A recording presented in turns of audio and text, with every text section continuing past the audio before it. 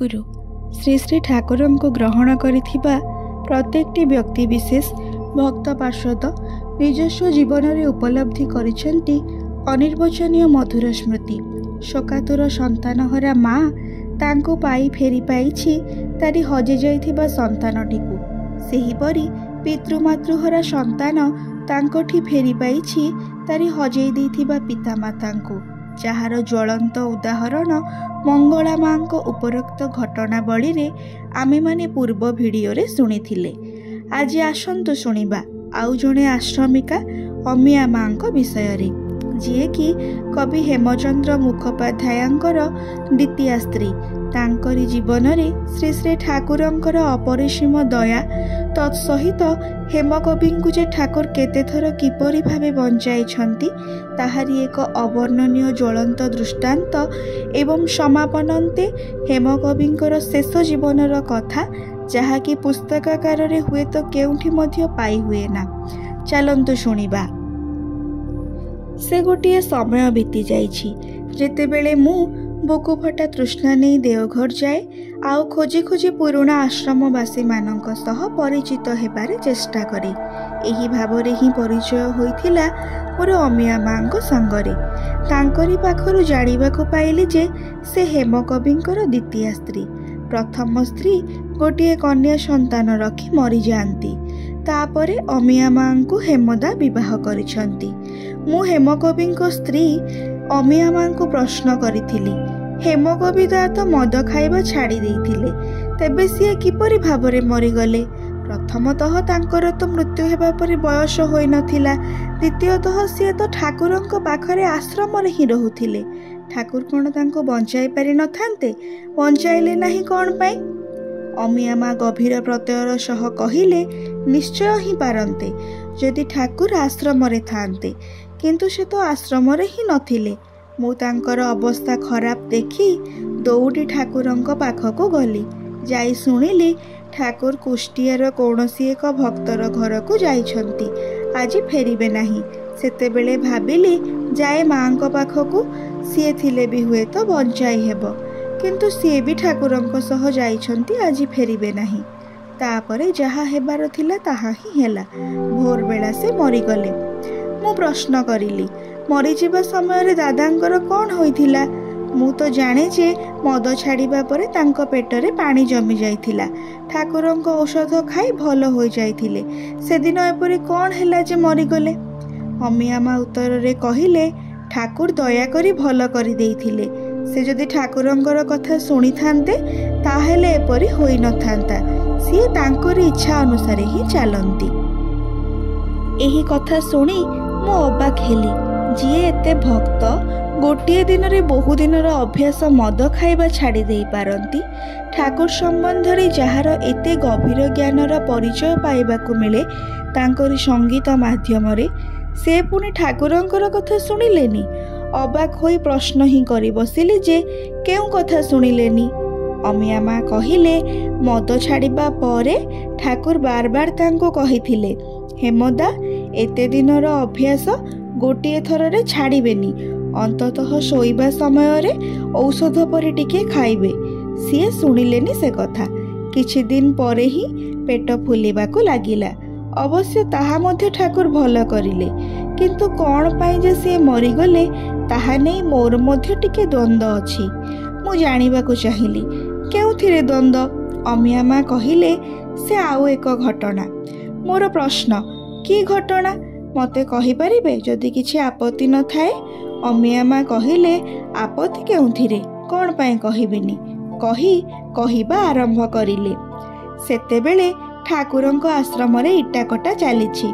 शीत दिन रे मु तांको खाइबा देई, बिछना सजाई, मशारी टाणी शोइबाकु देई समस्तंक सह इटा काटिबाकु जाए।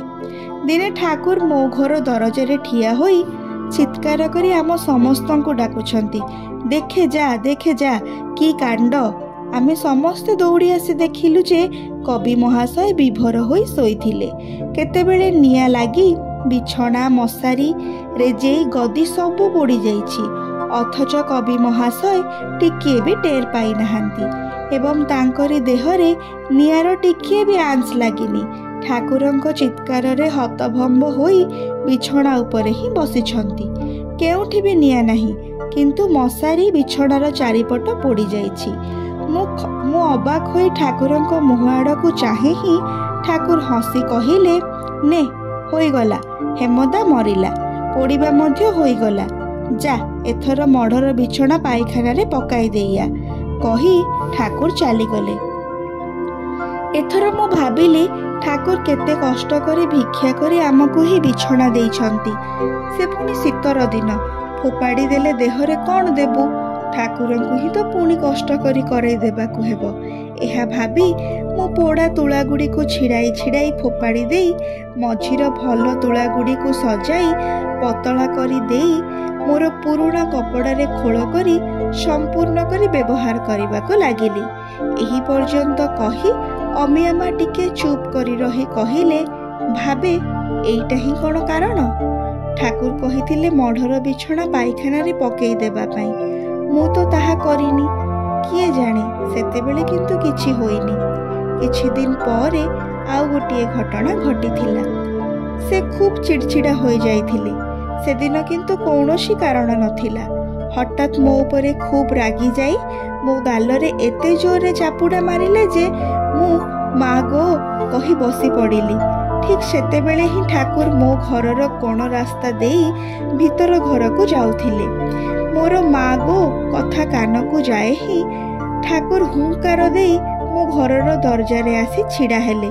ସେଦିନ ଦେଖିଥିଲି ଠାକୁରଙ୍କର ଭୟଙ୍କର ମୂର୍ତ୍ତି। ତାଙ୍କୁ ଲକ୍ଷ୍ୟ କରି କହିଲେ, ଏ ଆପଣ କ'ଣ କରିଲେ ହେମଦା? ସ୍ତ୍ରୀ ଦେହରେ ହାତ ଦେଲେ, ମାଆଙ୍କୁ ମାରିଲେ, କିଏ ଆପଣଙ୍କୁ ବଞ୍ଚାଇବ? ଏହି କଥା କହି ଠାକୁର ଧପ୍ ଧପ୍ କରି ଚାଲିଗଲେ। କହି ଅମିୟାମା ମୋତେ କହିଲେ, ଜାଣେ ନା ରେ, ଏଟା ବି ଗୋଟିଏ କାରଣ ହୋଇପାରେ। ଠାକୁର ସ୍ତ୍ରୀ ଉପରେ ହାତ ଉଠାଇବା ଏକଦମ ପସନ୍ଦ କରନ୍ତି ନାହିଁ। ଏହାର କିଛି ଦିନ ପରେ ହିଁ ହଠାତ୍ କରି ସନ୍ଧ୍ୟା ବେଳାରେ ଜ୍ୱର ଆସିଲା। ପ୍ୟାରିଦା ଔଷଧ ଦେଲେ, କିନ୍ତୁ କିଛି ହେଲା ନାହିଁ। ରାତି ବଢ଼ିବା ସଙ୍ଗେ ସଙ୍ଗେ ଜ୍ୱର ମଧ୍ୟ ବଢ଼ିବାକୁ ଲାଗିଲା। 104 ଡିଗ୍ରୀ ଯେତେବେଳେ ଚଢ଼ିଗଲା, ସେ ବେହୋସ ହୋଇପଡ଼ିଲେ। ସେତେବେଳେ ହିଁ ଦୌଡ଼ିଗଲି ଠାକୁରଙ୍କ ପାଖକୁ, ମାତା ମନମୋହିନୀ ଦେବୀଙ୍କ ପାଖକୁ। କିନ୍ତୁ ବିଧାତାଙ୍କର ଲିଖନ, କିଛି ହିଁ କରିପାରିଲି ନାହିଁ। ଭୋରବେଳା ସବୁ ଶେଷ ହୋଇଗଲା। ଭକ୍ତ ହେମକବିଙ୍କ ସମ୍ବନ୍ଧରେ ଅନେକ କଥା ହିଁ ଆମେମାନେ ଶୁଣିଛେ, କିନ୍ତୁ ମନେ ହୁଏ ତାଙ୍କରି ମୃତ୍ୟୁର କାହାଣୀ ଅନେକ ହିଁ ଜାଣନ୍ତିନି। ତେଣୁ ଅମିୟାମାଙ୍କ ଠାରୁ ଶୁଣିଥିବା ଏହି ଘଟଣା ଗୁଡ଼ିକ ନ ଲେଖି ରହିପାରିଲି ନାହିଁ। ଅମିୟାମା ମୋତେ ଆହୁରି କହିଥିଲେ ଯେ ତାଙ୍କରି ନିଜର କୌଣସି ସନ୍ତାନ ହୋଇନି। ପ୍ରଥମ ପକ୍ଷର ଝିଅକୁ ବିବାହ ଦେଇଛନ୍ତି। ସେ କୋଲକାତାରେ ରୁହେ। ମଝି ମଝିରେ ଦେଓଘର ଆସେ ତାଙ୍କୁ ଦେଖିବା ପାଇଁ ଏବଂ ଟଙ୍କା ପଇସା ମଧ୍ୟ କିଛି ଦିଏ। ଆଶ୍ରମରୁ ମଧ୍ୟ ବରଦା କିଛି ଦିଅନ୍ତି। ଏହା ଦେଇ ହିଁ ସେ ଚଳିଯାଆନ୍ତି। ସେ ଶ୍ୱାସ ରୋଗୀ ଥିଲେ। ବର୍ତ୍ତମାନ ମେମୋରିଆର ପଛପଟେ ଦକ୍ଷିଣ ଦିଗରେ ଠାକୁରଙ୍କର ସ୍ନାନକୁଣ୍ଡ ପାଖରେ ହିଁ ଉତ୍ତର ଦିଗରେ ଛୋଟ ଗୋଟିଏ ଘରେ ସେ ରୁହନ୍ତି। ମୁଁ ଆସିଲେ ଜୋର କରି ମୋତେ ଚା ଖୁଆନ୍ତି। ମୁଁ ମଧ୍ୟ ଆସିବା ସମୟରେ ପ୍ରଣାମ କରି କିଛି ପ୍ରଣାମୀ ଦିଏ। ସିଏ ନେବାକୁ ଚାହାନ୍ତି ନାହିଁ, କିନ୍ତୁ ମୁଁ ଜୋର କରି ହିଁ ଦିଏ। ମୋତେ ଖୁବ୍ ଭଲ ପାଆନ୍ତି। ତେଣୁ ଦେଓଘର ଆସିଲେ ମୁଁ ମଧ୍ୟ ଚାଲି ଆସେ ତାଙ୍କରି ପାଖକୁ। ଖୁବ୍ ଖୁସି ହୁଅନ୍ତି ଆସିଲେ। ଅନେକ ଗଳ୍ପ କରନ୍ତି। ଏପରି ଭାବରେ ହିଁ ଚାଲିଥିଲା। ଦିନେ ଯାଇ ଦେଖିଲି ଘରଟି ଫାଙ୍କା ପଡ଼ି ରହିଛି। ପାଖରେ ଜଣଙ୍କୁ ଜିଜ୍ଞାସା କରି ଜାଣିଲି ଅମିୟାମା ଆଉ ଆମମାନଙ୍କ ମଧ୍ୟରେ ନାହାନ୍ତି। କିଛି ସମୟ ଫାଙ୍କା ଘରଟିର ପାଖରେ ଠିଆ ହୋଇ ତାଙ୍କରି ପାଇଁ ଠାକୁରଙ୍କ ପାଖରେ ପ୍ରାର୍ଥନା କରିଲି। ତାପରେ ଚାଲି ଆସିଲି ନିରୋଳା ନିବେଶ ପାଖକୁ। ଆଜି ପାଇଁ ଏତିକି। ପରବର୍ତ୍ତୀ ଭିଡ଼ିଓରେ ଆଉ ଜଣେ ଆଶ୍ରମିକ ମାଙ୍କ ସମ୍ବନ୍ଧରେ ଶୁଣିବା। ଜୟ ଗୁରୁ।